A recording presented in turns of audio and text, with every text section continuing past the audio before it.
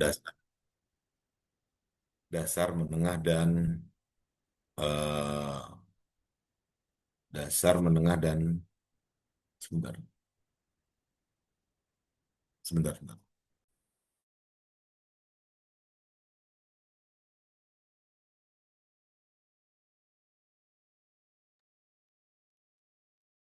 Baik, bagaimana trennya digunakan di pembelajaran tingkat dasar, menengah pertama maupun menengah atas. Tentu nanti kita akan kaitkan juga dengan bagaimana teman-teman nanti mempraktekkan di saat teman-teman turun ke sekolah saat PKM. Memang sekolah saat PKM adalah level menengah pertama dan menengah atas ya, baik itu di MTS, MA maupun SMP, biasanya SMP Muhammadiyah dan SMA Muhammadiyah yang ataupun di SMK negeri. SMK negeri juga trennya beberapa tahun belakangan ada mata kuliah, ada mata pelajaran pilihan bahasa Arab. Eh, Terbukti dengan beberapa kali komunikasi kita dengan MGMP. MGMP itu musyawarah guru mata pelajaran ya. Biasanya ada tingkat kecamatan, tingkat kota madya maupun tingkat provinsi. Eh, di beberapa bulan lalu, beberapa dosen kita, Ustadz Hambali dan Ustadz Abbas dan juga yang lainnya, itu mengadakan pengabdian masyarakat dengan eh, membuatkan modul ajar untuk siswa SMK karena melihat trennya SMK sudah banyak yang apa namanya mengadakan mata pelajaran bahasa Arab di SMK negeri. Masuk ada beberapa alumni, ada teman seangkatan saya juga, kebetulan guru bahasa Arab di SMK negeri, saya lupa 63 apa berapa itu yang di daerah Jagakarsa. Nah, itu ada mata pelajaran bahasa Arabnya. Nah, ini kita akan lihat trennya melalui, jadi bukan lagi kita terfokus pada pengertian, bukan lagi kita terfokus pada apa namanya, secara teknis bagaimana eh, menggunakan aplikasi-aplikasi pendukung untuk mengembangkan media video, tetapi lebih kepada apa namanya, tren penggunaannya ke mahar apa, apakah ke mufrodat, apakah ke ain, itu bisa dilihat dari eh, publikasi-publikasi atau hasil-hasil penelitian yang sudah dipublikasi oleh para peneliti, baik itu akademisi, baik itu guru, dosen, maupun peneliti yang lainnya, dan itu tersebar kan ya, kita bisa lihat di Google Scholar, Publish or Perish, dan lain sebagainya. Nanti kita lihat trennya eh, ke arah mana. Nah, saya juga udah lihat teman-teman yang eh, teman-teman kelompok 4 ya hari ini ya, kalau tidak salah kelompok 4 yang sudah memposting tugasnya, terima kasih. Saya lihat cukup komprehensif, ada contoh kajian yang relevan. Kenapa ini apa namanya? Saya masukkan di dalam template itu tidak lain tidak bukan membiasakan teman-teman untuk berinteraksi dengan Google Scholar ataupun mesin pencarian artikel lainnya. Karena lebih update ya, lebih update. eh, Seperti yang saya sampaikan di pertemuan-pertemuan sebelumnya bahwa publikasi melalui artikel, melalui jurnal ini relatif lebih cepat eh, perkembangannya dibandingkan buku. Karena proses penerbitan buku kan lebih panjang dan juga besar ya eh, dilaksanakannya dan butuh waktu yang cukup lama. Sementara kalau artikel kan hasil-hasil penelitian yang kecil-kecil gitu, kecil itu dalam artian spesifik untuk maharat tertentu, untuk materi tertentu, Itu bisa kita temukan di artikel-artikel yang sudah dipublikasi.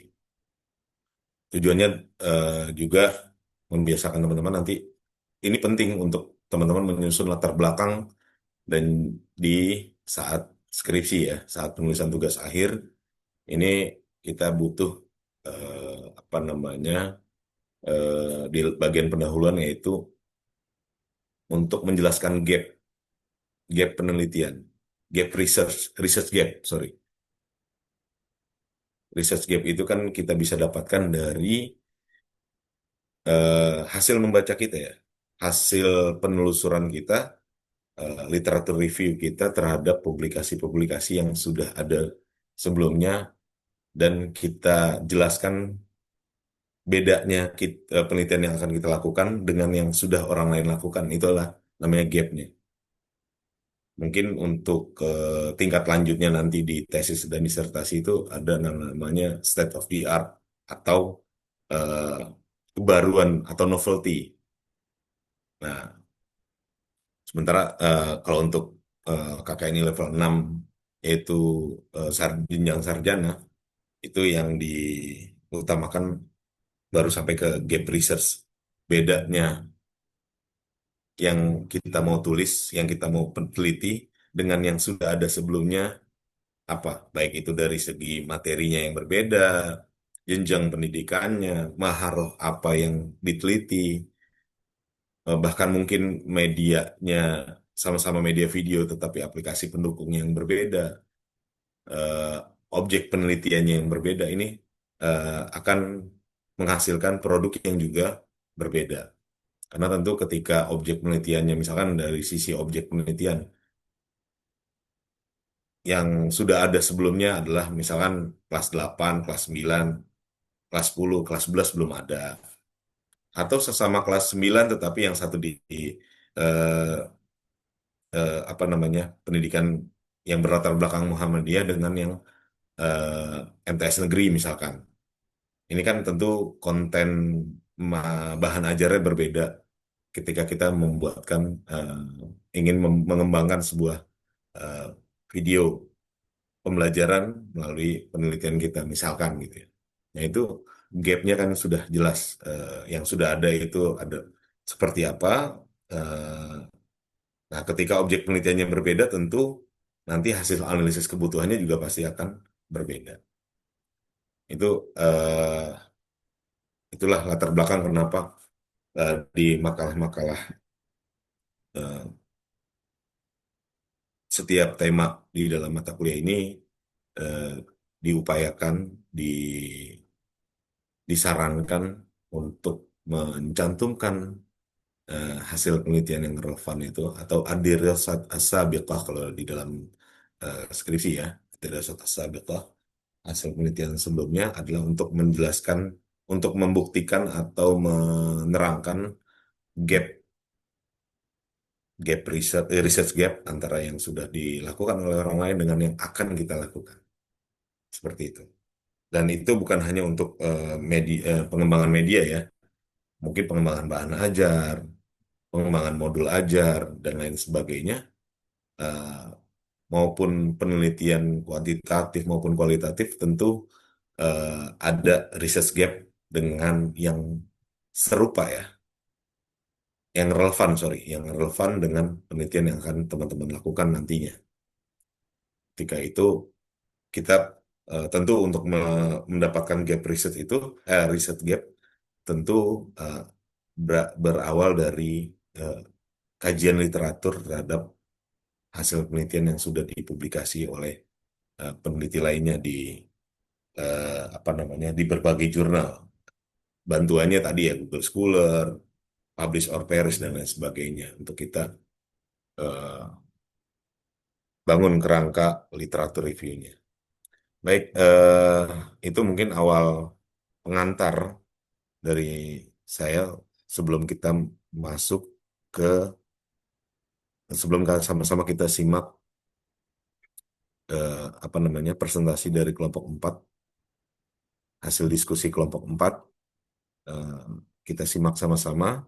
Semoga apa yang kita pelajari hari ini membuka wawasan dan memberikan wawasan baru pada kita terkait dengan pengembangan media pembelajaran khususnya dalam pembelajaran bahasa Arab.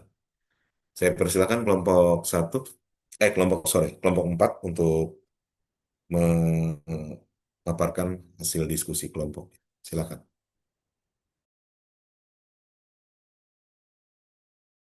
Ya, syukuran Ustaz. Sebelumnya Ana izin share screen ya.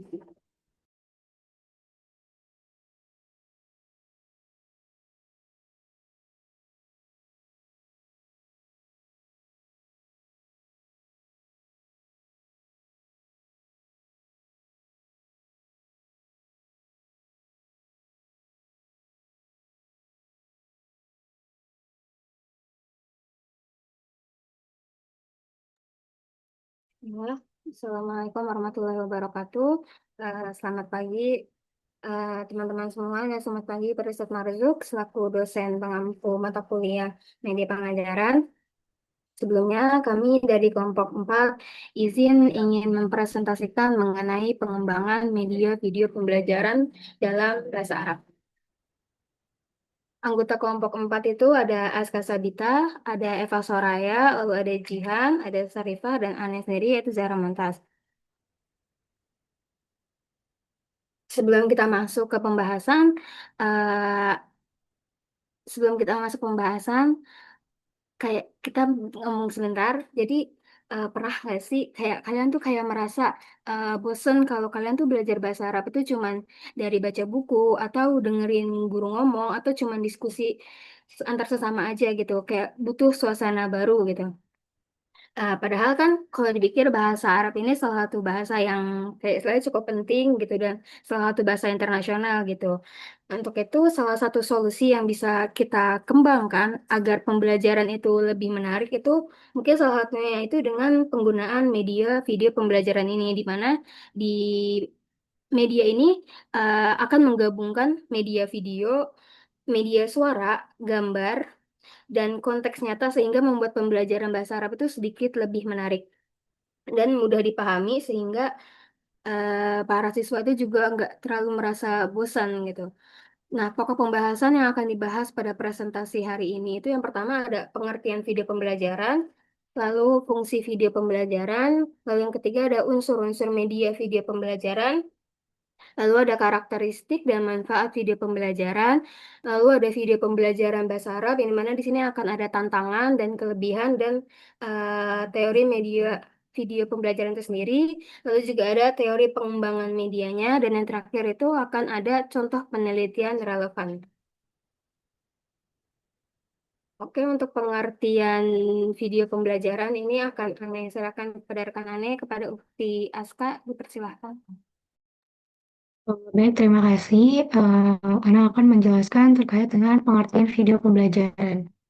Jadi, video pembelajaran adalah salah satu media belajar yang mana menggabungkan dua elemen penting, yaitu audio dan visual. Nah, artinya dalam satu media kita bisa melihat gambar atau video sekaligus mendengar penjelasan atau suara yang mendukung isi materi. Nah, video ini tuh bisa berupa konsep, teori, prosedur, bahkan contoh penerapan langsung dari suatu materi. Tujuannya itu tentu untuk membantu kita lebih mudah memahami dan mengingat apa yang sudah dipelajari. Kenapa video disebut media audiovisual? Karena unsur audio merujuk pada suara dan visual pada gambar atau tayangan. Nah, dua hal ini disajikan secara bersamaan, sehingga bisa menjangkau berbagai gaya belajar siswa, baik siswa yang lebih kuat di pendengaran ataupun lebih kuat di penglihatan. Biasanya video pembelajaran ini dikemas dalam bentuk digital, bisa diputar lewat laptop, proyektor, bahkan sekarang itu udah bisa juga tersedia di platform seperti YouTube ataupun di Google Drive. Boleh salin dia selanjutnya. Nah, video pembelajaran itu nggak cuma sekedar alat bantu, tapi ada juga beberapa fungsi penting lainnya. Yang pertama, fungsi atensi. Jadi, fungsi atensi itu video pembelajaran itu bisa menarik perhatian siswa. Misalnya saat ada gambar yang bergerak atau ada efek suara, otomatis fokus siswa itu bakal tertuju ke layar. Nah, ini bisa membantu guru untuk mengarahkan perhatian siswa ke materi yang sedang dibahas. Kemudian yang kedua ada fungsi afektif. Video itu bisa juga menyentuh emosi atau perasaan siswa. Misalnya video yang menyentuh tentang empati atau video lucu yang membuat suasana belajar itu lebih menyenangkan. Nah, kemudian yang ketiga ada fungsi kognitif. Nah, fungsi ini tuh pastinya berkaitan dengan pemahaman. Jadi, dengan melihat langsung visualisasi suatu konsep, siswa itu bisa lebih cepat mengerti, terutama untuk materi yang sulit dijelaskan lewat kata-kata saja. Dan yang terakhir ada fungsi kompensatoris. Jadi fungsi ini tuh sangat penting untuk membantu siswa yang kesulitan dalam memahami teks atau penjelasan yang tertulis. Nah, video itu bisa memberikan konteks visual dan suara yang membuat informasi itu lebih mudah dicerna dan diingat. Nah, jadi video pembelajaran itu sangat cocok digunakan untuk menyampaikan informasi secara efektif khususnya untuk siswa yang mengalami kesulitan belajar kalau hanya mengandalkan buku atau penjelasan lisan aja. Boleh salin dia selanjutnya? Oke, lalu apa aja sih unsur-unsur yang membentuk sebuah video pembelajaran? Yang pertama ada teks. Nah, teks di sini itu bukan hanya tulisan di layar, tapi juga bisa berupa narasi atau subtitle yang memperkuat informasi. Teks itu berfungsi untuk memberikan penjelasan tambahan atau menekankan poin penting. Nah, biasanya teks itu digunakan buat judul, ringkasan materi, atau kutipan yang memperkuat isi video. Kemudian yang kedua ada gambar. Nah, gambar itu bisa meringkas informasi kompleks jadi lebih sederhana. Eh, Sering dibilang sebuah gambar itu mewakili 1.000 kata, apalagi kalau ditampilkan pada momen yang tepat. Nah, gambar juga bisa berfungsi sebagai icon, infografis, atau ilustrasi untuk membantu penonton memahami isi video secara visual. Kemudian yang ketiga ada suara. Nah, suara ini tuh sangat penting karena bisa menambahkan suasana nuansa dalam penyampaian materi.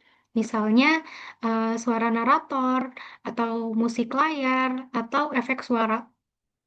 Audio ini juga mencakup berbagai jenis, misalnya suara asli manusia atau musik instrumental. Dan yang terakhir ada animasi. Nah, animasi ini memberikan gerakan pada gambar. Jadi, gambar itu kelihatan lebih hidup dan pastinya lebih menarik gitu. Misalnya animasi diagram alur kerja, terus atau simulasi eksperimen, atau karakter yang bergerak untuk menjelaskan suatu proses. Nah, dengan animasi, siswa itu bisa melihat perubahan atau proses secara bertahap dan lebih jelas. Boleh salin dia selanjutnya. Nah, untuk menghasilkan video pembelajaran yang lebih efektif dan mampu meningkatkan motivasi serta pemahaman siswa, nah penting untuk kita tuh memperhatikan beberapa karakteristik utama dalam pengembangan video pembelajaran. Yang pertama adalah kejelasan pesan. Nah, video pembelajaran itu harus menyampaikan pesan dengan sangat jelas dan mudah dipahami. Informasi yang disajikan itu harus bermakna, sehingga siswa itu nggak hanya nerima data secara dangkal, tapi benar-benar memahami materinya. Kemudian, uh, ketika pesan tersampaikan dengan jelas, informasi tersebut akan tersimpan dalam memori jangka panjangnya siswa, sehingga mereka dapat mengingat dan menerapkannya di kemudian hari. Contohnya itu penggunaan narasi yang lugas, ilustrasi yang tepat, dan fokus pada inti materinya. Kemudian yang kedua ada standalone. Jadi video yang dikembangkan itu harus dapat digunakan secara mandiri tanpa tergantung pada bahan ajar lain. Jadi maksudnya gimana? Maksudnya video tersebut itu harus sudah lengkap gitu, mencakup semua materi yang diperlukan sehingga siswa itu bisa belajar hanya dengan video tersebut gitu. Nggak perlu tambahan buku atau media lainnya gitu. Nah, hal ini itu memudahkan siswa untuk belajar kapan dan di mana saja. Nah, contohnya itu ada video yang mencakup teori, contoh, dan latihan dalam satu video. Kemudian yang ketiga ada user friendly. Nah, bahasa yang digunakan dalam video itu harus sederhana, harus jelas, dan mudah dimengerti oleh target audiens. Karena target audiensnya adalah siswa gitu ya, maka ya harus mudah dimengerti oleh siswa gitu dan tergantung dengan tingkatan siswanya. Informasi yang disampaikan itu harus dengan cara yang ramah, tidak membingungkan, serta menggunakan istilah yang umum agar mudah dipahami. Nah, siswa itu harus nyaman saat menggunakan video pembelajarannya, termasuk kemudahan untuk mengaksesnya, untuk memulai videonya, untuk menghentikan videonya, atau mengulang materi kembali sesuai kebutuhannya gitu ya. Contohnya itu tampilan antarmuka yang intuitif, navigasinya yang jelas, dan durasi videonya yang tidak terlalu panjang, contohnya. Kemudian ada representasi isi. Nah, materi yang disajikan itu harus benar-benar representatif atau menggambarkan isi pembelajarannya secara akurat. Misalnya, jika video berisi simulasi atau demonstrasi, maka simulasi tersebut itu harus realistis dan sesuai dengan konsep yang diajarkan. Representasi yang baik yang membantu siswa memahami konteks dan aplikasi nyata dalam materi yang dipelajari. Contohnya, video demonstrasi eksperimen sains dengan alat dan prosedur yang sesuai dengan standar. Kemudian ada visualisasi. Nah, materi itu harus dikemas secara multimedia yang mencakup teks, animasi, suara, dan video agar menarik dan mudah dipahami. Nah, visualisasi yang baik itu dapat membantu siswa untuk memahami konsep yang sulit, terutama materi yang bersifat aplikatif, berproses, atau berbahaya jika dipraktikkan langsung tanpa panduan. Selain itu, visualisasi juga meningkatkan daya tarik video dan membuat proses belajar itu lebih interaktif. Kemudian, yang terakhir ada menggunakan kualitas resolusi yang tinggi.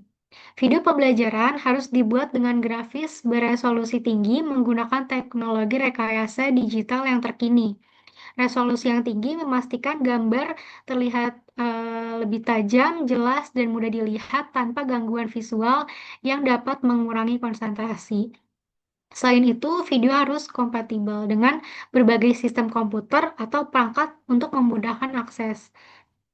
Contohnya ya video dengan kualitas yang HD gitu, yang diputar lancar di berbagai perangkat seperti laptop, HP, tablet, dan lain sebagainya. Eh, se- untuk materi selanjutnya akan disampaikan oleh rekan saya. Ini kurang lebih ya, Kak.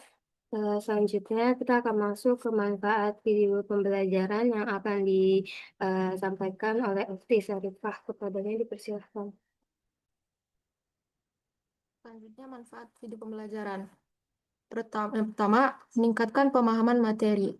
Video mampu menyajikan konsep yang kompleks secara lebih sederhana melalui visualisasi, animasi, maupun demonstrasi langsung. Hal ini memudahkan siswa memahami materi dibandingkan hanya membaca teks. Kedua, meningkatkan motivasi dan minat belajar.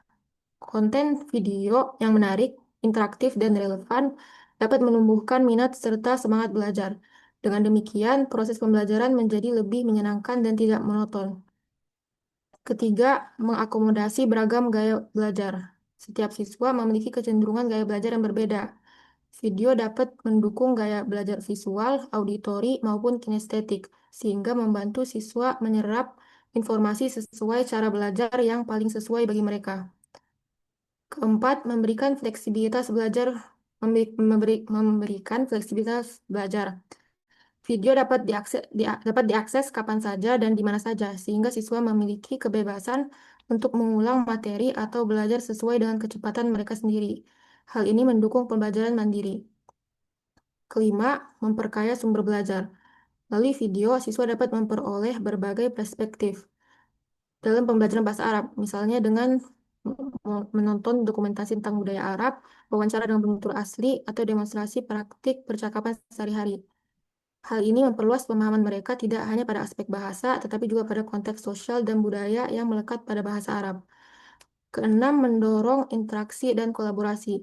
Video dapat dimanfaatkan sebagai bahan diskusi maupun kerja kelompok. Siswa dapat menonton bersama, memberikan tanggapan, serta mendiskusikan isi video, yang pada akhirnya memperkuat interaksi dan kerjasama dalam pembelajaran.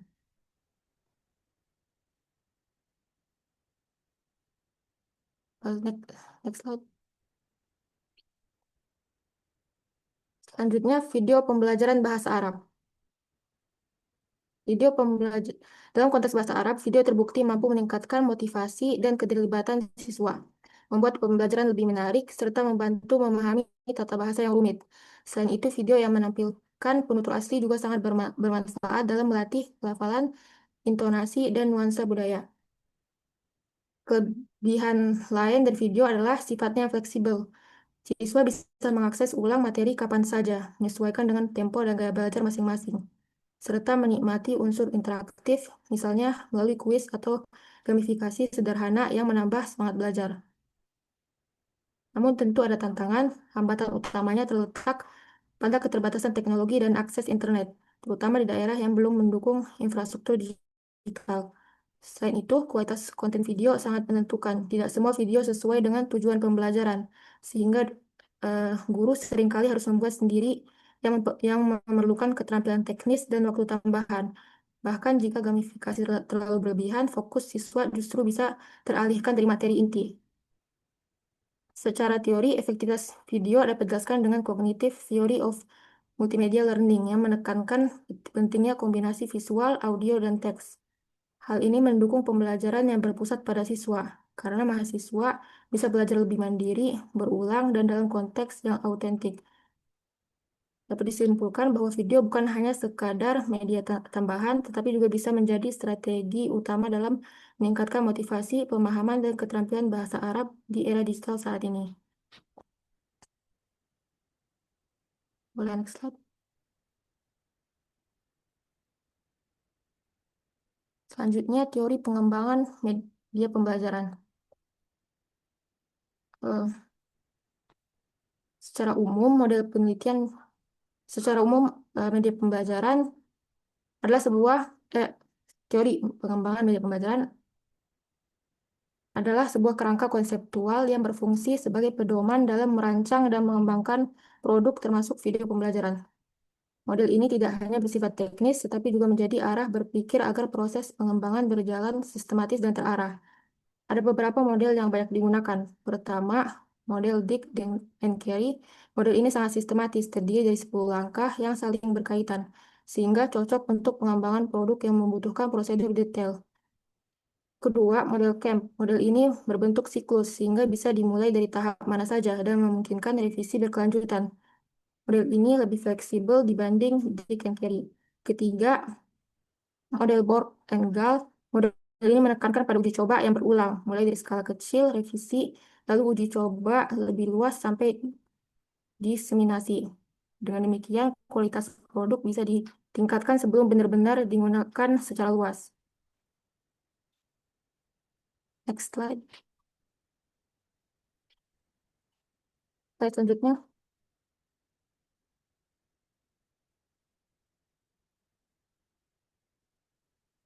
Keempat, model ADI. Model ini sangat populer karena sederhana dan sistematis, terdiri dari 5 tahap, yaitu Analyze, Design, Develop, Implement, dan Evaluate.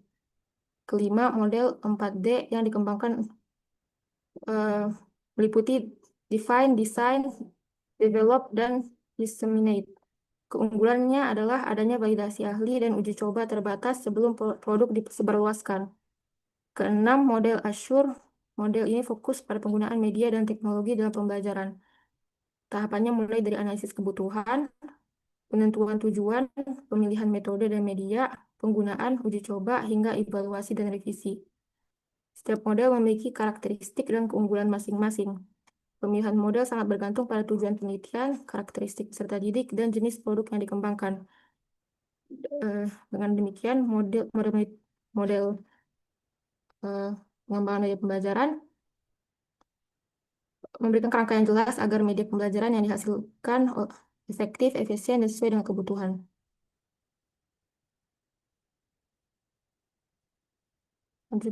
Selanjutnya akan dijelaskan oleh rekan saya. Oke, syukur nanti Syarifah atas penjelasannya. Lalu kita masuk ke contoh-contoh atau hasil penelitian yang relevan. Di sini ada 6 contoh. Tiga pertama akan dibacakan oleh Ukti Jihan, kepadanya dipersilakan. Terima kasih kepada moderator. Sekarang kita akan masuk ke materi berikutnya, yaitu hasil penelitian relevan. Nah, hasil penelitian relevan ini maksudnya adalah hasil penelitian dari orang lain yang kita cari yang sangat relevan dengan materi kita pada hari ini, yaitu pengembangan media video pembelajaran bahasa Arab. Nah, kami di sini memiliki 6 hasil penelitian relevan, di mana 3 yang pertama akan dijelaskan oleh saya dan 3 berikutnya akan dijelaskan oleh teman saya di slide berikutnya. Oke, sekarang kita masuk ke hasil penelitian relevansi yang pertama, yaitu dengan judul Video Pembelajaran Bahasa Arab Materi Nahwu pada Siswa Kelas 8 di Lingkup Madrasah Sanawiyah, yang dimana penelitian ini dilakukan oleh 2 orang perempuan, yaitu Nur Sahidah Awaliyah dan Nur Hidayati pada tahun 2023. Nah, penelitian ini dilakukan dengan tujuan untuk mengembangkan video pembelajaran bahasa Arab, khususnya materi Nahwu untuk siswa kelas 8 dengan lingkup MTS, dengan menggunakan model pengembangan ADDI atau analisis desain, pengembangan, implementasi, dan evaluasi. Nah, data dari penelitian ini tuh diperoleh melalui wawancara guru, validasi tim ahli, serta uji keterbacaan siswa. Nah, hasil dari penelitian ini menunjukkan bahwa produk video memperoleh nilai kelayakan 74% dari ahli media, 72% dari ahli materi, 96% dari guru, dan 86% dari siswa dengan rata-rata 79%. Nah, hal ini tuh dapat menunjukkan pembelajaran khususnya materi Nahwu sangat layak digunakan sebagai media ajar, meskipun masih memerlukan sedikit perbaikan sehingga dapat mencapai hasil yang lebih maksimal. Nah, video dalam penelitian ini itu memuat 3 materi, yaitu ada tartibi, jumlah ismiyah, dan jumlah fi'liyah yang diunggah melalui YouTube sehingga dapat diputar kapan saja oleh peserta didik. Nah, hasil penelitian ini juga memperkuat bahwa media video itu sangat efektif dalam membantu siswa memahami materi Nahwu dan dapat menjadi alternatif variasi pembelajaran bahasa Arab di lingkup MTS. Nah, yang kedua ada penelitian dengan judul Pengembangan Media Pembelajaran Bahasa Arab berbasis video animasi bagi siswa kelas 7 di Pondok Pesantren Darul Islah Bulukumba. Nah, berbeda dengan penelitian yang di atas yang dilakukan oleh 2 perempuan, penelitian ini tuh dilakukan oleh 3 orang laki-laki, yaitu yang pertama Asrullah, yang kedua Muhammad Yaumi, dan yang ketiga Muhammad Yusuf pada tahun 2023. Nah, penelitian ini tuh bertujuan untuk mengembangkan media pembelajaran bahasa Arab berbasis video animasi, serta untuk menguji tingkat kevalidan, kepraktisan, dan keefektifan video berbasis animasi ini. Nah, metode penelitian yang digunakan adalah Research and Development dengan model ADDI juga sama seperti yang di atas, yaitu analisis desain, pengembangan, implementasi, dan evaluasi. Nah, hasil dari penelitian ini tuh menunjukkan bahwa media pembelajaran yang dikembangkan itu mendapatkan skor validasi dari ahli media, ahli materi, dan ahli bahasa yang seluruhnya itu masuk dalam kategori sangat valid. Nah, sedangkan uji kepraktisannya memperoleh nilai dari guru dan siswa yang dimana sangat praktis. Serta pada uji keefektifannya, hasil tes belajar siswa itu menggunakan video berbasis animasi ini mencapai nilai rata-rata 91,66 yang dimana dapat dikategorikan sangat efektif. Nah, dari hasil ini dapat kita simpulkan bahwa media pembelajaran bahasa Arab berbasis video animasi ini itu sangat layak digunakan sebagai alternatif media pembelajaran yang praktis, menarik, dan sangat efektif untuk dapat meningkatkan kemampuan bahasa Arab peserta didik. Nah, yang ketiga ada pengembangan media animasi pembelajaran bahasa Arab kelas 6 di Madrasah Ibtidaiyah Negeri Alehanu dari Kabupaten Sinjai. Nah, di mana penelitian ini dilakukan oleh 1 orang yang bernama Takdir pada tahun 2017. Nah, penelitian ini memiliki 3 tujuan, teman-teman, yaitu yang pertama untuk menghasilkan dan mendeskripsikan produk media animasi pembelajaran bahasa Arab kelas 6. Nah, berbeda dengan 2 yang lainnya yang mungkin diunggah dalam media sosial. Nah, yang ketiga ini tuh dia berupa produk, yaitu kaset atau CD. Nah, yang kedua tujuannya itu mendeskripsikan atau menggambarkan kelayakan produk produk ini sebagai media pembelajaran, dan yang ketiga untuk mendeskripsikan model penggunaannya. Nah, metode penelitian yang digunakan adalah penelitian pengembangan R&D tadi, Research and Development, tapi dengan model yang berbeda dari dua yang tadi, yaitu Borg and Gale yang dimodifikasi oleh Sugiono. Nah, data penelitian yang diperoleh dari penelitian ini itu melalui angket kuantitatif serta observasi atau kualitatif. Nah, hasil penelitian dari penelitian ini itu menunjukkan bahwa produk berupa CD, video animasi bertema jam ya, di sini materinya itu jam dalam bahasa Arab, dinyatakan layak berdasarkan uji ahli dan sangat layak berdasarkan uji lapangan juga, dengan tingkat kelayakan mencapai 92%. Nah, media ini juga terbukti sangat efektif meningkatkan semangat belajar peserta didik, serta mempermudah pemahaman materi dan dapat digunakan secara mandiri maupun berkelompok dengan bimbingan dari guru. Nah, hasil ini juga dapat memperkuat pentingnya pengembangan media animasi, video gitu sebagai inovasi dalam pembelajaran bahasa Arab di tingkat sekolah dasar, MI, MTS, dan sebagainya. Untuk saya sekian dari saya kembalikan ke moderator. Ya, syukur Jihan. Untuk selanjutnya yaitu hasil penelitian yang keempat sampai keenam akan dibacakan oleh Ukti Eva, kepadanya dipersilahkan. Terima kasih, moderator. Izin melanjutkan. Jadi untuk hasil penelitian relevan yang keempat, yaitu penelitian dengan judul pengembangan video berseri untuk pembelajaran keterampilan berbicara bahasa Arab yang ditulis oleh Sayyidah Labib, Erta Mahyudin, dan Siti Uryana Rahmawati pada tahun 2025. Penelitian ini bertujuan untuk mengidentifikasi karakteristik video berseri yang sesuai untuk pembelajaran keterampilan berbicara pada kelas 5 Madrasah Ibtidaiyah. Mendeskripsikan cara penggunaan dan mengembangkan produk video berseri yang inovatif serta mengevaluasi kualitasnya sebagai media pembelajaran. Penelitian ini menggunakan metode research and development dan pendekatan kualitatif dengan model 4D untuk mengembangkan video berseri dalam pembelajaran keterampilan berbicara.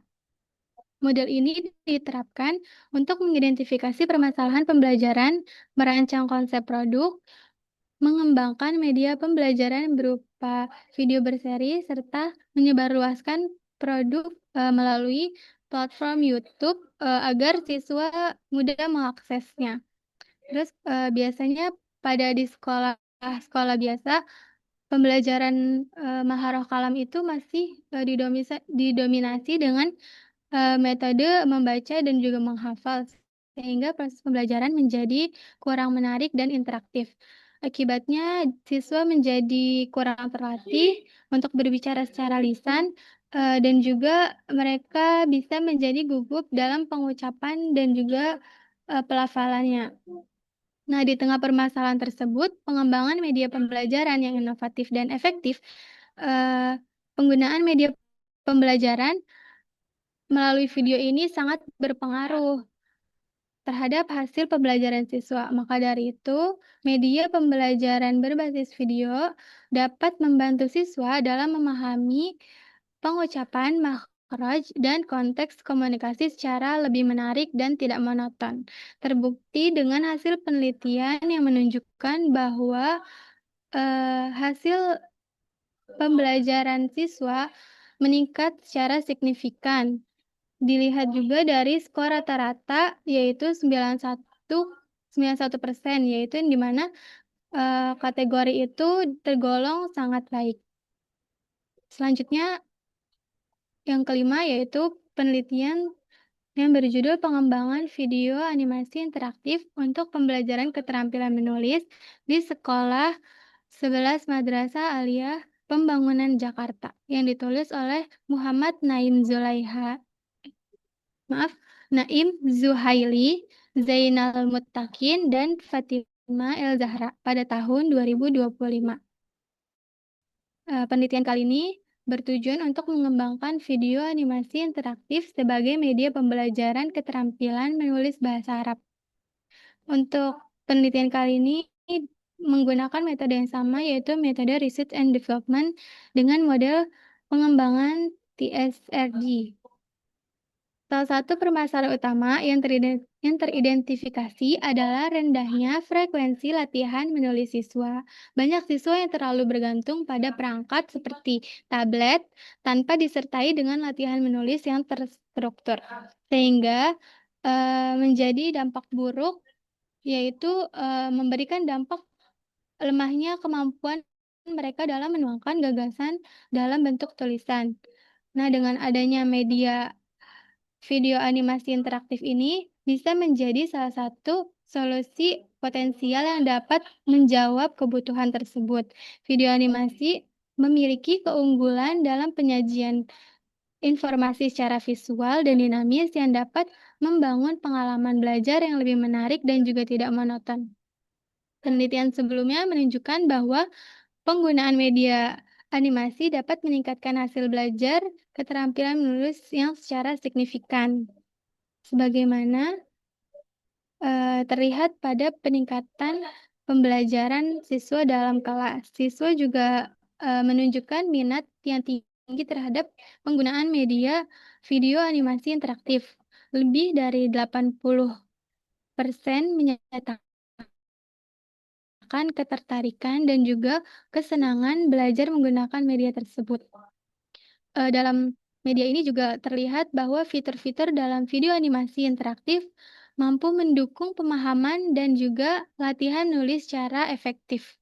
Hasil penelitian ini menunjukkan bahwa video animasi interaktif dikembangkan dalam penelitian ini dapat dijadikan sebagai alternatif media pembelajaran yang efektif, menarik, dan juga dapat meningkatkan keterampilan menulis bahasa Arab di jenjang sekolah menengah.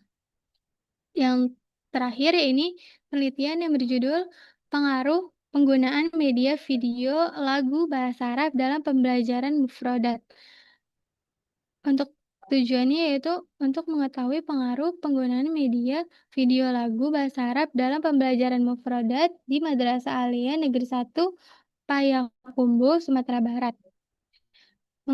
Penelitian ini menggunakan metode kuantitatif yang berlandaskan pada filsafat positivisme, digunakan untuk meneliti populasi atau sampel tertentu menggunakan data, menggunakan instrumen penilaian, analisis, dan bersifat kuantitatif atau statistik. Kemudian penggunaan media ini sangat berpengaruh besar dalam proses belajar peserta didik. Media ini juga berperan penting dalam pembelajaran karena dengan menggunakan media video lagu bahasa Arab ini memberikan motivasi belajar serta memberikan stimulus kemauan belajar bagi para siswa serta siswa menjadi lebih mudah memahami pembelajaran, terutama dalam penguasaan mufradat. Hasil penelitian ini yaitu media ini sangat berpengaruh terhadap penguasaan mufradat para siswa dilihat dari hasil pretest dan posttest yang telah dilakukan. Peneliti juga menemukan mufradat pada siswa menjadi lebih meningkat dan juga peserta lebih memperhatikan dan juga lebih aktif dalam pembelajaran. Nah, semua penelitian ini relevan dengan fokus makalah karena menunjukkan bagaimana media video dapat meningkatkan keterampilan produktif bahasa Arab melalui pendekatan yang interaktif dan juga modern. Penelitian ini juga diperkaya dengan perspektif bahwa pengembangan video pembelajaran bahasa Arab dapat diarahkan tidak hanya pada keterampilan reseptif seperti menyimak, tetapi juga bisa digunakan untuk semua keterampilan.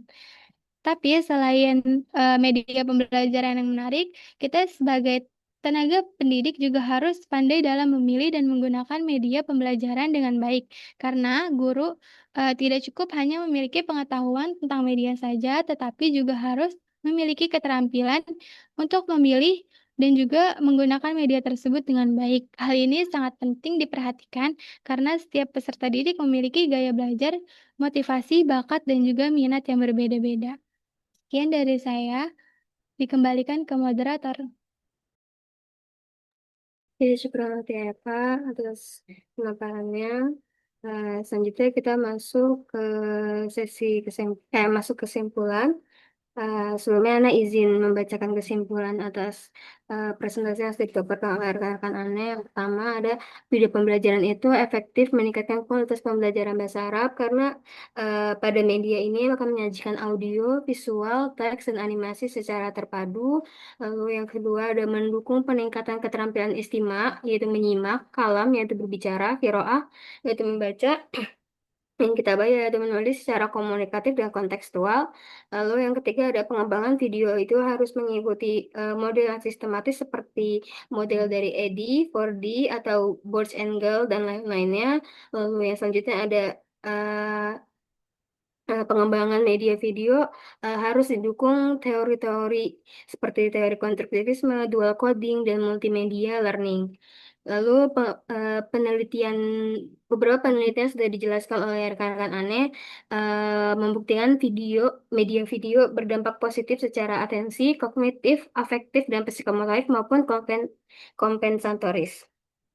Akan tetapi media video ini juga masih memiliki tantangan utamanya yaitu keterbatasan teknologi karena nggak semua nggak semua sekolah atau nggak semua tempat itu memiliki teknologi atau memiliki fasilitas yang memadai, lalu kurangnya keterampilan guru karena nggak semua guru memiliki bakat untuk membuat video atau menampilkan video-video yang menarik. Lalu yang ketiga itu ada kualitas konten yang belum merata karena kurangnya keterampilan guru.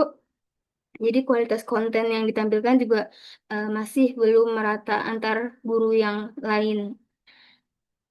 Lalu selanjutnya kita masuk ke sesi tanya jawab.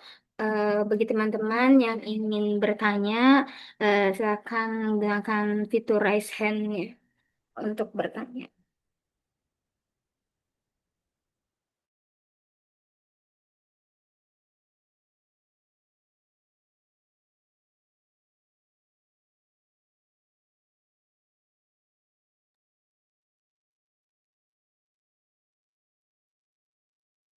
Baik, sambil menunggu teman-teman yang ingin memberikan tanggapan, saya mohon izin menyelipkan beberapa tambahan ya. Ini bukan hanya tambahan tapi juga penegasan dan juga penebalan dari apa yang sudah disampaikan oleh teman-teman. Jadi memang mungkin ada pertanyaan kenapa diarahkannya diskusi atau makalah dalam mata kuliah media ini kepada eh, wawasan tentang penelitiannya, tetapi bukan dan bukan kepada teknis penyusunan medianya itu sendiri. Misalkan eh, bagaimana langkah-langkah mengembangkan sebuah media video atau bahkan juga mungkin eh, saya tidak menuntut teman-teman kelompok presenter ini untuk membuat sebuah video sederhana dan juga menjelaskan langkah-langkahnya. Itu karena teman-teman kalau teknis pembuatan video kan saya yakin generasi kalian tuh sudah cukup mahir ya, sudah cukup mahir dengan penggunaan berbagai jenis aplikasi pendukung. Jadi saya kira itu bukan suatu hal yang perlu kita bahas secara detail karena lagi-lagi di awal kan saya menggunakan model pembelajaran OLC tadi ya, on it, learn it, share it. Jadi ketika nanti teman-teman sudah memilih eh, jenis media apa yang ingin dikembangkan, tentu akan timbul rasa memiliki. Nah, ketika timbul rasa memiliki, tentu keingintahuan teman-teman juga muncul kan. Bagaimana secara teknis aplikasi pendukung apa saja dan seterusnya, tentu kalian jauh lebih familiar dengan itu gitu. Ketika sudah learn it dan sudah membuatnya, nanti akan share it. Nah, saya Boleh ditutup dulu nggak share screen-nya? Saya ingin berbagi eh, layar. Jadi coba saya eh, memanfaatkan eh, aplikasi Publish or Perish ya untuk melihat dengan berbagai kata kunci kan teman-teman bisa menggunakan juga eh, ini apa namanya terbuka ya dengan keyword-keyword tertentu. Saya sederhana saja media video dengan dua kata kunci media video dengan bahasa Arab.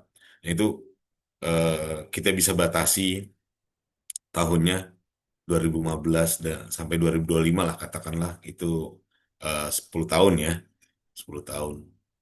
Ya, itu kan bebas kita bisa apa namanya membatasi itu atau bahkan hanya 5 tahun terakhir 2020 sampai 2025 dengan apa namanya di memanfaatkan Google Scholar tapi melalui Harzing Publish or Perish ini.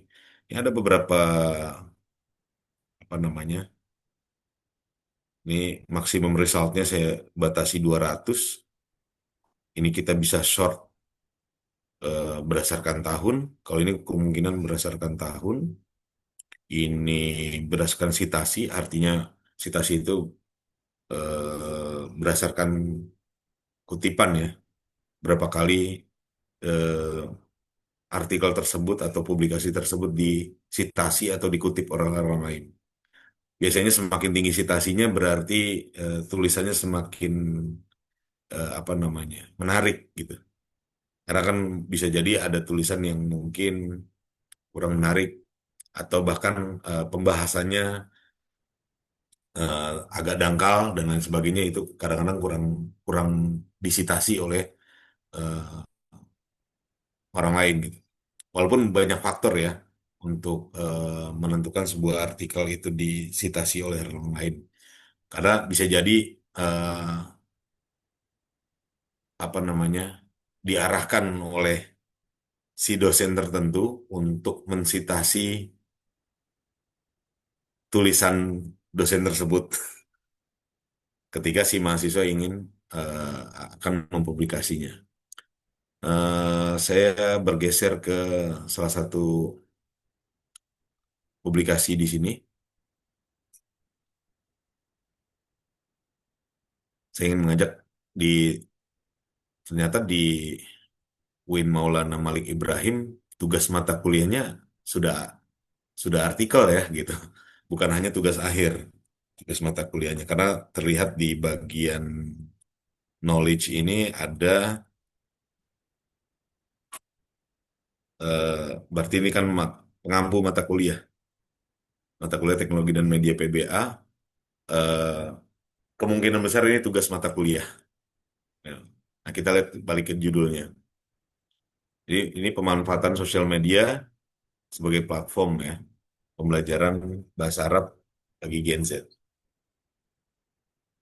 Nah, dari mungkin memang ini bukan pengembangan ya, tetapi literatur review di mana ya ada tadi saya menggarisbawahi karena ini kaitannya teman-teman kan bahkan bukan teman-teman yang Gen Z ya, yang dihadapi generasi yang lebih apa namanya, lebih terliterate secara digital ya, yang teman-teman akan hadapi nanti di sekolah gitu.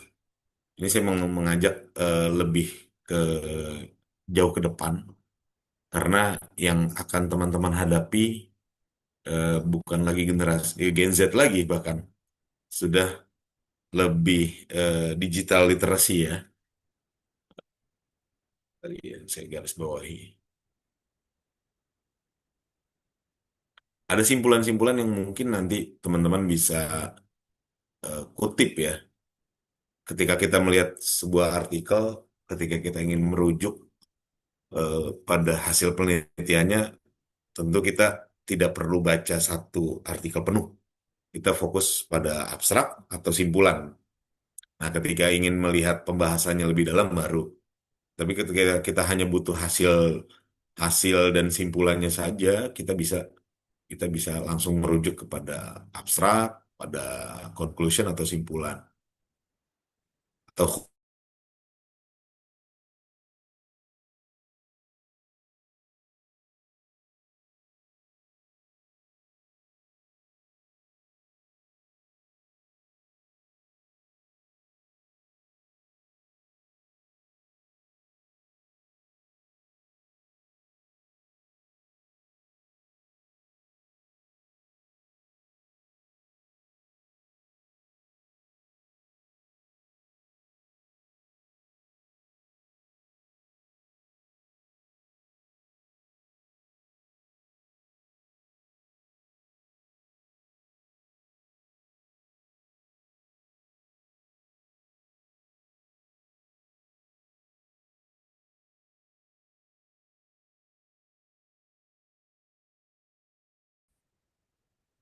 mohon maaf, jaringan saya terputus tadi. Eh, Tadi sampai mana ya? Sampai kita ketika kita ingin mengutip, kita bisa lari ke fokus pada abstrak dan juga simpulan dari sebuah tulisan seperti itu. Lalu saya ingin juga berbagi, kalau bicara contoh kan di YouTube, kalian di YouTube, Instagram dan lain sebagainya itu seabrek ya. Cuma saya kaitkan yang lebih dekat aja, eh, ke kakak tingkat kalian lah, bahwa pengembangan media video ini bisa menjadi salah satu alternatif selain sebagai tugas mata kuliah ini, lalu nanti kalian bisa gunakan saat PKM. Eh, Makanya kenapa arah mata kuliah ini diarahkan kepada pengembangan, selain wawasan teman-teman terkait juga dengan model-model pengembangan kan, dari beberapa pertemuan kita sudah mulai familiar ya dengan model-modelnya. Ada Azure, Hanefin Npack, Borg and Gal, Eddy, 4D dan seterusnya, Dick and Carey dan juga seterusnya. Ini apa namanya, arahnya adalah, jadi bukan hanya tugas mata kuliah ini selesai sampai untuk mata kuliah ini, harapannya adalah bisa teman-teman manfaatkan ketika saat PKM nanti. Selain juga keterampilannya, syukur-syukur materi yang teman-teman pilih untuk tugas akhir nanti, eh, apa namanya, sesuai dengan jenjang sekolah ketika teman-teman dapat PKM-nya. Misalkan sama-sama waktu bikin tugas mata kuliahnya untuk MTS kelas 8 misalkan, atau SMA Muhammadiyah kelas 12 misalkan, atau kelas 11. Nah, ketika memilih itu, eh, ketika saat PKM nanti kebetulan dapat jenjang sekolah yang sama, tentu media yang teman-teman buat untuk tugas akhir ini kan bisa dimanfaatkan saat teman-teman PKM. Satu, jadi dua ya manfaatnya, tugas mata kuliah saat PKM, atau mungkin nanti akan dilanjutkan menjadi eh, apa namanya, eh, penelitian saat teman-teman tugas akhir. Ini sebagai contoh ya, sebagai contoh, eh, yang di ini skripsi kakak tingkat yang mendapatkan tiga manfaat itu, mendapatkan tiga manfaat yang saya jelaskan di awal tadi. Yang pertama tadi, tugas mata kuliahnya dia memang merujuk ke kelas 11 kalau tidak salah. Lalu ketika PKM dia tambahkan lagi karena sudah mengalami membuat satu materi, kebetulan pas di sekolah dia dapat materi yang berbeda, dia udah tahu caranya kan, tinggal membuat dengan pola yang sama tapi dengan materi yang berbeda. Karena sudah membuat beberapa video, ya sudah sekalian aja dijadikan skripsi, sekalian dibuat sebagai tugas akhir. Ini Tatwir Wasaid Video Al Mutaharika, kebetulan video animasi ya. li ta'limil qawaidil arabiyah. Walaupun li ta'limil qawaidil arabiyah eh, tentu tidak semua qawaid ya. Nanti di dalam pembahasannya dibatasi materi apa yang muncul di kelas 11 atau kelas 12, 12 saya lupa. Kelas 11 kalau tidak salah. Itu ada watul istifham. Nah, ini skripsinya ya untuk kelas 12, sorry, kelas 12. Litulab Litulabil Fasli Tsani Ashar di Al-Madrasah Sanawiyah Muhammadiyah. Madrasah Sanawiyah ini bukan berarti ke MTS ya, karena untuk SMA itu sebutannya Al-Madrasah Sanawiyah. Kalau ke SMP justru Al-Madrasah Al-Mutawassithah. Kalau ke SMP Muhammadiyah Al-Madrasah Mutawassithah. Begitupun dengan MTS negeri itu Al-Madrasah Al-Mutawassithah Al-Islamiyah Al-Hukumiyah. Kalau Madrasah Aliyah jadi Al-Madrasah As-Sanawiyah Al-Islamiyah. Seperti itu. Nah, ini pengembangan media video animasi untuk Qawaid kelas 12. Kalau saya ganti ke tab ini muncul nggak videonya? Layarnya berganti nggak? Yang tampil teman Berganti, Ustaz. berganti. Karena masih di Chrome sama Chrome. Nah, ini dia membuat beberapa video ya. Satu ada waktu istifham, lalu materi cuaca. Nah, yang Qawaid ini ada waktu istifham sama inna wa akhwatuha. Jadi dia menggabungkan eh, dia pengantarnya ada yang bersangkutannya karena pede untuk tampil ya. Jadi kalau saya melihat teman-teman yang membuat video animasi ini eh, kalau yang full animasi dia mungkin tidak atau kurang percaya diri untuk ditampilkan. Nah, ini juga kelebihan untuk animasi apa namanya? Pengembangan video animasi. Nah, ini dia dari skripsi yang tadi, ini dia membuat ada watul istifham, inna wa akhwatuha. Nah, ini bab apa lagi nih? Karena wa akhwatuha udah berapa bab? Udah 3 bab ya? 3 qaid ya? Tiga, tiga kaidah yang dia buat untuk penulisan tugas akhirnya sekaligus dia publikasi dia melalui YouTube. Memang pasti ada kelebihan dan kekurangan ya ketika ketika sudah dipublikasi pasti masih ada yang terlewat misalkan tapi udah diminimalisir ya. Di awal mungkin videonya masih ada yang kesalahan tulisan, pengucapannya kurang tepat gitu, atau ada makharijul huruf yang kurang bunyi secara aswad. Nah, ini udah berkali-kali di apa namanya direvisi dan juga diperbaiki sehingga sebelum ditampilkan seperti itu.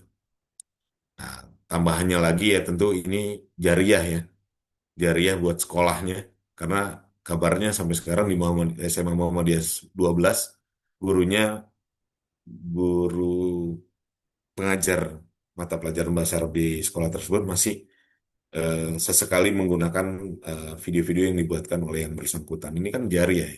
Tambah lagi mungkin di sekolah-sekolah lain yang menggunakan materi yang sejenis gitu. Memang kaidah adawatul istifham atau inna wa akhwatuha yang ditampilkan di video ini memang contoh-contohnya yang kaitannya dengan untuk siswa kelas 12. Tapi konsep dasarnya qaid tetap dijelaskan di sini di awal. Jadi berangkat dari apa namanya ada pengantar kompetensi apa yang ingin dicapai dan seterusnya itu disampaikan dengan baik. Nanti teman-teman bisa bisa lihatlah sendiri. Saya nggak akan habis waktu kalau kita untuk nonton video saat ini ya. Ini hanya untuk membuka wawasan dan juga eh, memberikan insight baru untuk teman-teman. Ternyata ini bisa bisa untuk menjadi pilihan. Nanti lain lagi mungkin untuk materi yang berikutnya mungkin audiobook, web atau membuat gamifikasi dalam pembelajaran, mungkin concernnya akan berbeda. Saya melihat dari beberapa secara ini ya, saya sih belum belum melakukan literatur review yang mendalam, tetapi sekilas melihat publikasi-publikasi yang ada, ini arahnya memang video banyak digunakan untuk Maharatul Istima, kalam, eh, qawaid dan mufradat. Eh, ada beberapa yang kiroah, tetapi memang tidak sebanyak untuk mahar-mahar yang tadi saya sebutkan, istima, kalam, juga qawaid, bukan qawaid bukan mahar ya, karena untuk penjelasannya qawaid juga cukup banyak yang menggunakan. Selain itu juga untuk pembelajaran mufradat. Karena kalau untuk kelas 7 sanawiyah, mufradat kan masih sangat penting ya. Masih sangat penting. Karena eh, apa namanya, trennya yang masuk ke MTS negeri itu sekarang bukan lagi anak-anak ibtidaiyah atau dari SDIT, tetapi sudah cukup banyak dari, ya karena tadi kebijakan zonasi, kebijakan-kebijakan PBDB itu akhirnya jumlah siswa yang berasal dari SD negeri atau yang tidak mengalami pembelajaran bahasa Arab sebelumnya ini cukup banyak yang masuk ke MTS negeri. Nanti teman-teman akan mengalami sendirilah fenomena-fenomena yang tadi saya sampaikan itu di sekolah saat PKM. Ini yang sekarang sedang PKM anak angkatan 2022. Kebetulan saya di MTS negeri membimbingnya. Ini guru pamongnya menyampaikan tahun ini bahkan sudah hampir mendekati setara atau 50-50 ya, 50% yang sebelumnya dari ibtidaiyah atau SDIT dan 50% yang dari yang umum. Nah, ini kan tantangan juga untuk guru-gurunya. Nah, nanti kalian juga akan mengalami ya ketika masuk masuk praktek mengajar di sekolah, ketika berhadapan mau mau cepat-cepat mau uh, mau menjelaskan eh, lebih cepat, tetapi eh, audiens yang dihadapi kadang bahkan baca tulis hijaiyahnya juga masih sangat terbatas. Nah, ini masih berkutat sama banyak di mufrodat kalau di kelas 7 sanawiyah ya. Begitupun di SMP Muhammadiyah, karena kita banyaknya di situ. MTS negeri atau MTS swasta dan juga SMP Muhammadiyah. Itu biasanya kelas 7-nya masih banyak berkutat bukan di udah belum belum boro-boro ke kawaid ya. Paling isi, kalau kawaid pun isi misyarah yang sederhana. Selebihnya masih banyak di mufrodat dan juga bagaimana pengucapan dan lebih ke kemampuan reseptif seperti istimewa. Mungkin itu sedikit tambahan dari saya sebelum berikutnya saya kembalikan ke apa namanya, kelompok presenter dan juga teman-teman untuk mungkin ada yang memberikan tanggapan dan juga pertanyaan untuk kita diskusikan. Saya kembalikan ke moderator. Karena Ustaz atas tambahannya Ustaz. Buat teman-teman, kalau ada yang mau bertanya, silahkan raise hand.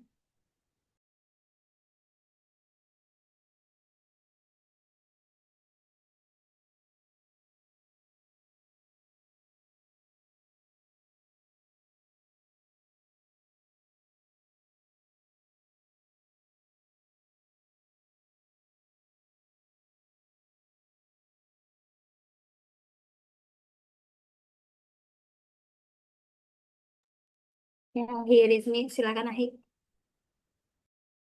Terkait perkenalan Forsa, di sini ini izin bertanya, ada dua pertanyaan. Yang pertama, ini izin bertanya, apakah masih worth it untuk dilakukan untuk menggunakan media video pembelajaran seperti yang dijelaskan tadi? Eh, kan yang dimaksudkan kayak media pembelajaran YouTube, animasi dan seterusnya. Dan di situ Anda nanya apakah dengan media itu masih worth it. Yang kedua, kalau misalnya masih worth it, gimana cara menanggulangi sikap atau gimana ya maksudnya iya benar-benar sikap murid di mana yang kita tahu bahwasanya screen time orang-orang itu terhadap sebuah informasi atau sebuah video itu sangat-sangat rendah. Itu kalau antum enggak mungkin ada penelitian yang bilang screen time orang di sosial media itu sekitar 8 sampai 9 detik. Sementara kalau misalnya video pembelajaran kan itu agak lama ya waktunya. 5 sampai 6 menit bahkan lebih seperti itu.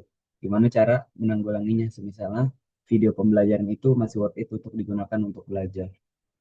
Apakah bisa dimengerti pertanyaannya? Jarang tes. Warna yang pertama boleh diulang lagi. Untuk yang pertama, apakah video pembelajaran, media pembelajaran dengan video ini itu masih worth it di era sekarang? Dan yang kedua, kalau misalnya masih worth it, gimana cara menanggulangi eh, masalah screen masalah screen time orang-orang tuh yang udah mulai rendah seperti itu? Ya, jelas. Syukran. Teman-teman yang lain ada yang mau bertanya lagi?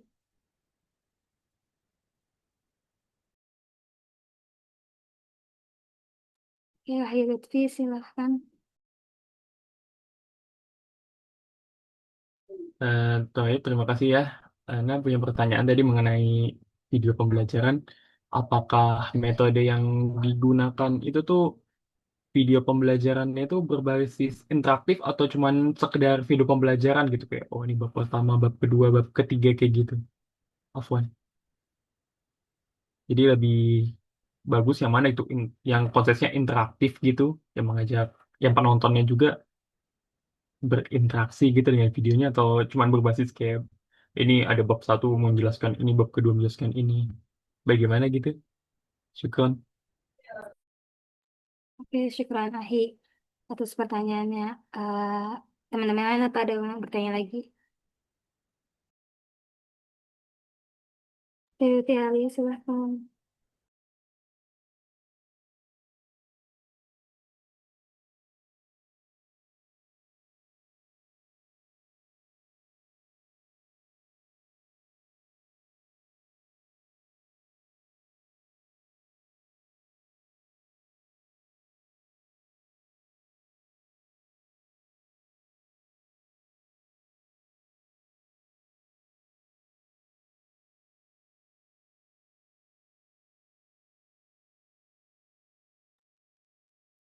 Afwan, Alia jadi nanya.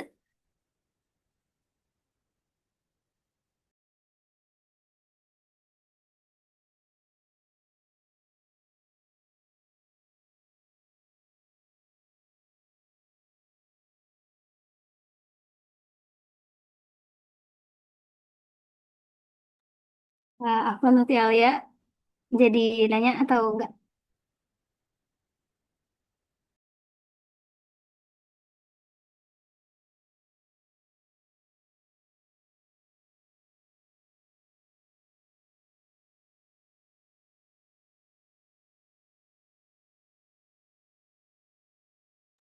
Iya, Uti, silakan nanti Alia.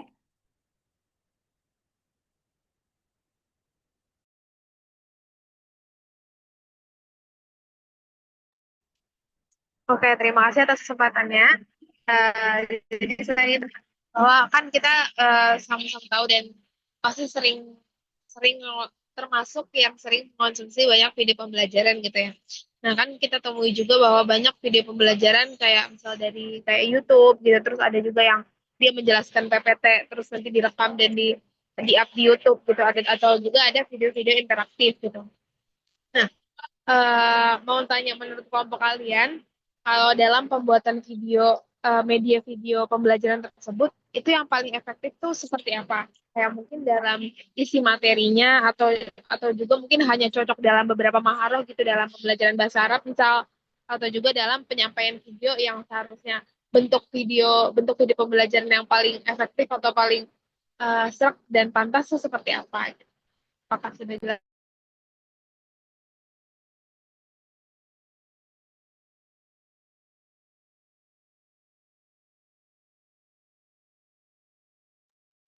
Baik, insya Allah udah jadi seperti. Kalau gitu karena sudah tiga penanya, Ana Ana sama kelompok 4 izin diskusi sebentar untuk jawabannya.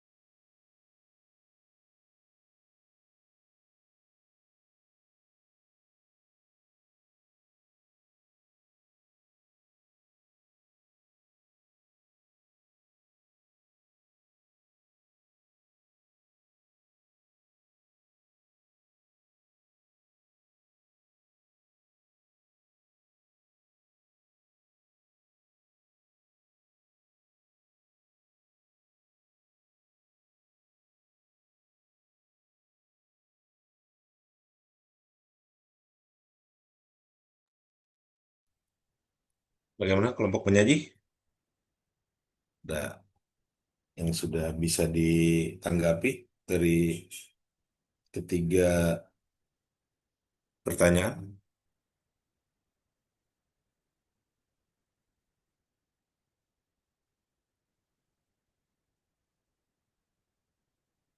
Ya, Ana izin menjawab pertanyaan akhir ini, yang apakah media video pembelajaran itu masih worth it pada zaman sekarang? Menurut kelompok kami, media video pembelajaran ini masih sangat worth it, asalkan yang digunakan itu aktif dan interaktif. Jadi bukan cuman kayak tontonan biasa doang gitu loh. Karena ada bukti efektivitasnya yang kita temuin itu, yang pertama berdasarkan penelitian dari Harvard, kalau video dan pertanyaan interaktif itu lebih meningkatkan retensi belajar dua kali lebih tinggi daripada cuman video yang pasif biasa gitu. Terus yang pertanyaan akhir akhir Lutfi, apakah metode yang digunakan itu berbasis interaktif atau hanya sekedar pembahasan? Ini jawabannya rada mirip sama yang punya akhir Rizmi, yang dimana yang lebih efektif itu adalah berbasis interaktif gitu. Karena kalau terkadang kalau cuma tontonan doang itu bisa membuat ya sama aja, bakal bosen-bosen juga gitu. Ahli siapa namanya? Ahli Rizmi dan Ahli Lutfi. Apakah menjawab? Nah, syukron Ukti atas jawabannya.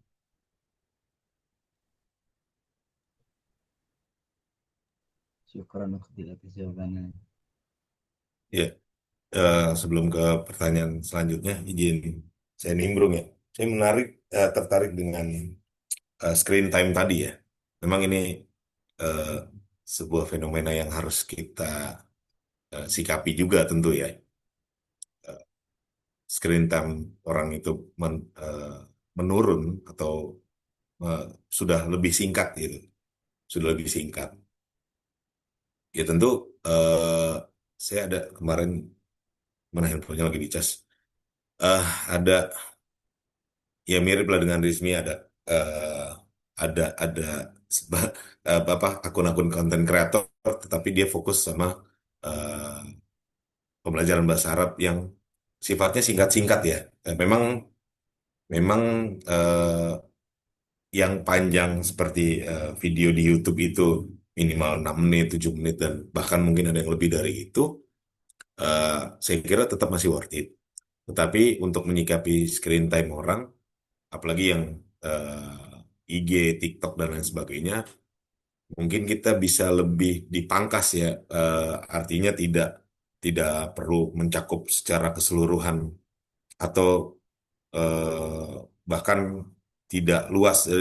Misalkan Inna wa akhwatuha dibahas hanya eh, 1-2 menit, tetapi hanya pokok pokok ininya aja. Misalkan dibuat diagram, dia buat apa namanya, dibuat eh, apa ini mind mapping yang bisa dijelaskan dalam waktu 1 sampai 2 menit itu kan lebih singkat ya. Namun yang versi panjangnya yang untuk di YouTube dan lain sebagainya kan tentu membantu guru di dalam kelas. Mungkin eh, targetnya saja yang berbeda. Ketika targetnya untuk di IG atau TikTok mungkin kita perlu yang lebih singkat. Tetapi untuk penjelasan yang lebih panjang dan juga berikut dengan contoh yang lebih banyak, bahkan juga mungkin ada interaktif yang digunakan oleh guru di dalam kelas, ya saya kira yang versi yang YouTube mungkin lebih dari 5 menit sampai bahkan mungkin 10 menit, ini bisa membantu guru di dalam memvisualisasikan eh, misalkan kaidah, mufrodat, terutama isim ya, terutama maaf mufrodat yang kaitannya dengan kata benda mungkin bisa divisualisasikan melalui video atau bahkan gambar yang tidak bergerak juga bisa ya. Artinya tanpa tanpa perlu membawa objek tersebut ke dalam kelas secara nyata, kan cukup divisualisasikan melalui video. Mungkin bisa membantu guru videonya 10 menit, tetapi guru karena untuk membantu guru dalam menjelaskan di dalam kelas, bisa kan di stop lalu di apa namanya dijelaskan ulang oleh gurunya sehingga apa namanya. Jadi kan media itu kan ada dua macam ya. Untuk yang dari sisi pengguna, ada yang bisa dari sisi apa namanya, si guru dalam konteks media pembelajaran ya. Jadi ada yang dari sisi ta'lim, ada yang dari sisi ta'allum. Kalau ta'allum kan lebih ke pembelajaran mandiri yang sifatnya bisa diulang-ulang oleh siswa secara mandiri. Tapi ada juga dari sisi ta'lim yang membantu guru untuk menjelaskan atau menyampaikan sebuah materi. Jadi ada yang wasilah ta'limiyah, mungkin aja wasilah itu ta'allum. Ini kan dua dua sisi yang eh, cara melihatnya berbeda ya gitu. Kalau ta'allum kan lebih ke mandiri siswanya karena pembelajaran, mendorong siswa untuk belajar mandiri. Sementara ta'lim, kalau ta'lim sesuai dengan katanya kan, akar katanya kan alama yu'alim, untuk mengajarkan. Kalau al-wasilah ta'limiyah dari sisi si guru, membantu guru untuk menjelaskan sebuah materi atau memvisualisasikan sebuah objek. Ini saya kira masih eh, sangat membantu. Nah, kaitannya dengan mungkin kalau screen time, bicara soal screen time tadi saya balik lagi, Ini lebih ke ta'alum ya, lebih ke ta'alum. Misalnya di IG dan TikTok yang screen time orang men-scroll itu sebuah objek media, lebih lebih suka yang singkat. Nah, mungkin dari sisi yang singkat, dari sisi ini yang terkait dengan screen time, mungkin videonya video bisa dipersingkat dan dibatasi dengan contoh yang kalau mungkin hanya satu atau dua kalimat, lalu konsep besarnya dijelaskan, atau mungkin dipotong menjadi beberapa video. Misalkan kalau tadi video yang tadi bicaranya Inna wa akhwatuha, satu video bicara konsep besar. Video berikutnya mungkin satu video pendek lagi 1 menit atau 1 menit setengah, contoh dari Inna saja. Lalu yang li Anna, lalu contoh yang akhwat Inna lainnya. Begitupun di Kana dan seterusnya. Ketika konsepnya besar, ada satu konsep umum, lalu video-video kecil, video pendek-pendek berikutnya, eh, apa ibaratnya part 2 part 3-nya dari konsep besar tadi. Nah, ini mungkin yang bisa menjadi apa ya, ide ya. Jadi pemikiran kalau saya terlintasnya seperti itu gitu, melihat eh, screen time terkait dengan screen time. Yang kedua, kalau bicara tadi efektif atau tidak, efektif atau tidak, ini kan semua kira-kira ya. Kalau sifatnya kita tarik ke penelitian, maka bisa tuh menjadi bahan untuk diteliti. Efektivitas media A, kan ada tuh di statistik, ada uji efektivitas. Nah, tinggal dieksperimenkan saja untuk kita bisa menjawab dengan ilmiah pertanyaan tadi. Kalau kira-kira kan bisa juga sih terjawab kira-kira efektif atau tidak. Cuma ya jawaban kira-kira aja sifatnya. Dasarnya tadi mungkin hasil penelitian orang, lalu ya hasil penelitian yang sudah ada, eh, berapa banyak yang mengatakan efektif, lalu efektifnya hanya di bagian mana, misalkan efektif untuk meningkatkan motivasi. Kan efektifnya banyak ya. Efektif meningkatkan motivasi, efektif meningkatkan apa menarik atensi, dan tadi kan ada fungsi atensi ya. Media itu ada fungsi atensi. Dari sisi atensinya kah yang bisa lebih efektif, atau dari sisi efektif apa? Efektif mereka mencapai KKM kah? Ketika selesai diberi, kalau efektif meningkatkan hasil belajar kan lain lagi tuh, lebih jauh lagi. Harus diuji dengan ujiannya, dengan soalnya. Kalau meningkat berarti efektif meningkatkan hasil belajar. Jadi kalau kita eh, mendapati pertanyaan efektif dari sisi mana, itu kita bisa breakdown lagi seperti itu. Mungkin itu tambahan apa namanya eh, dari saya. Mungkin teman-teman yang lain bisa ikut menambahkan dan juga memberikan pandangannya gitu. Silakan, saya kembalikan ke moderator.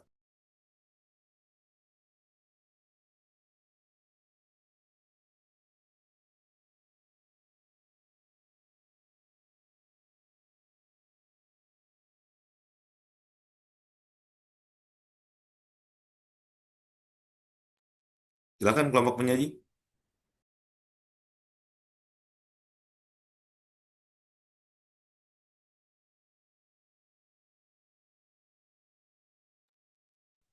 Ya, baik, syukur Ustadz.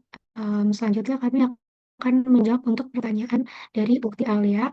Tadi pertanyaannya adalah sebaiknya video pembelajaran itu disesuaikan dengan isi materinya atau dengan maharohnya gitu, yang ingin dicapai dalam pembelajaran tersebut gitu.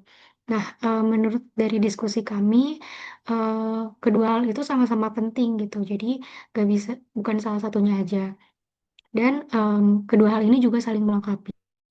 Dari sisi materi, materi kayak kosakata, terus tata bahasa, atau mungkin juga budaya Arab gitu. Itu sangat cocok untuk dijelaskan melalui tayangan secara visual dan audio gitu. Karena memberikan konteks kepada siswa itu lebih jelas dan lebih menarik. Kemudian, atau contohnya kayak kita mau jelasin film di Modori gitu. Itu bisa lebih mudah dipahami oleh siswa kalau ditampilkannya dengan animasi atau contoh situasi yang relevan gitu. Kemudian dari sisi maharohnya, gitu, video itu juga sangat efektif untuk pengembangan istima sama kalam gitu, karena keduanya itu melibatkan unsur audio dan visual gitu. Nah, dengan video ini siswa itu bisa mendengarkan cara pengucapannya yang benar, terus meniru ekspresi dan konteks penggunaan bahasanya, dan meniru pelafalan dan intonasi. Nah, tapi untuk maharoh seperti kiroah dan kitabah itu sebenarnya videonya tetap bisa digunakan gitu, tapi harus dikombinasikan dengan aktivitas lanjutan gitu, seperti ada latihan menulisnya atau membaca teks dari tayangan gitu. Jadi intinya video pembelajaran itu nggak cuma cocok dilihat dari sisi materinya aja atau maharohnya aja gitu. Sebenarnya kuncinya itu gimana guru gitu bisa memilih jenis video yang sesuai dan mengaitkan dengan tujuan pembelajaran yang lebih spesifik gitu. Jadi video itu bisa jadi media yang tepat guna dalam pembelajaran. Mungkin itu jawaban untuk Utialia. Bagaimana Utialia? Apakah sudah?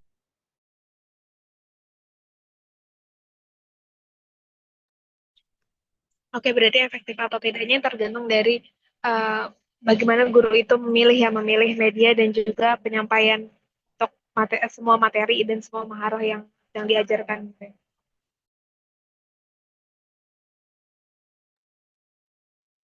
Oh, betul, Utialia.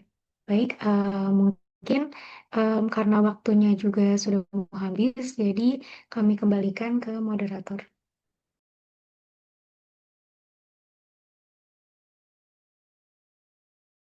Ya, syukuran teman-teman kelompok 4. Kalau gitu, karena semua pertanyaan sudah terjawab, kalau gitu dari kelompok 4, izin menutup. Kalau ada salah kata atau ada yang kurang, mau minta maaf. Anak kembali serahkan ke Ustadz Nazuk. Baik, Syukuran. ya, terima kasih kelompok 4. Saya kira cukup komprehensif apa yang sudah dibahas dan ditayangkan tadi. Mudah-mudahan kita eh, ya menambah wawasan lah dari sisi model pengembangan, contoh-contoh penelitian yang relevan dan seterusnya. Harapannya juga nanti di kelompok eh, dengan tema-tema yang berbeda, pola yang sama bisa diangkat sehingga kita bisa eh, melihat gitu ya trennya penelitian kalau bisa yang tahun-tahun terbaru ya, tahun terbaru atau apakah 5 tahun terakhir, eh, jangan terlalu jauh lah gitu tren-tren yang terkini supaya kita bisa melihat eh, dari hasil-hasil penelitian tersebut. Itu sekali lagi terima kasih. Sebelum saya tutup, saya ingin menginfokan untuk eh, pekan depan ya, tanggal 9. Saya mohon maaf, mungkin untuk kelompok 5, eh, mungkin kita gabung ke pekan berikutnya, 5 dan 6 aja sekaligus. Karena tanggal 9 eh, saya bertugas di wisuda, di kepanitiaan wisuda di universitas. Itu tanggal 9 saya 2 kali akan kena di tanggal 9 dan tanggal eh, 30. Tapi saya kira sih tanggal 30 kita sudah asinkronus ya, sudah eh, hitungan saya sih udah lagi masa asinkronus untuk penyelesaian rancangan eh, pengembangan media yang akan teman-teman lakukan. Apakah mau menggunakan, apakah akan memilih media video, visual, audio, atau media gamifikasi dan seterusnya, nanti teman-teman yang akan saya berikan rancangan draftnya ya, draft rancangannya bagaimana. Apakah misalnya kalau yang video membuat storyboard, kalau yang membuat gamifikasi dan seterusnya ya flowchartnya seperti apa yang mau dikembangkan atau mau dijadikan produk media di akhir semester, seperti itu. Nah, untuk pekan depan, saya lupa materinya, pekan depan web atau gamifikasi gitu. Pokoknya kelompok 5, saya mohon maaf, pertemuan pekan depan kita gabung ke Kamis berikutnya. Jadi di Kamis tanggal 9, berarti 16 ya. 16 kita 2 kelompok, seperti itu, kelompok 5 dan kelompok 6. Demikian, terima kasih untuk kelompok 4 dan juga teman-teman semua kelas B dan C untuk partisipasinya dan kehadirannya pada hari ini. Semoga apa yang kita diskusikan berikan manfaat pada kita untuk kehidupan kita selanjutnya. Kurang lebihnya mohon maaf. Saya tutup dengan sama-sama membaca hamdalah. Alhamdulillahirrabbilalamin. Assalamualaikum warahmatullahi wabarakatuh. Wassalamualaikum. Waalaikumsalam Waalaikumsalam warahmatullahi Waalaikumsalam wabarakatuh. warahmatullahi wabarakatuh. Syukran, Ustaz. Afwan. Saya izin pamit ya.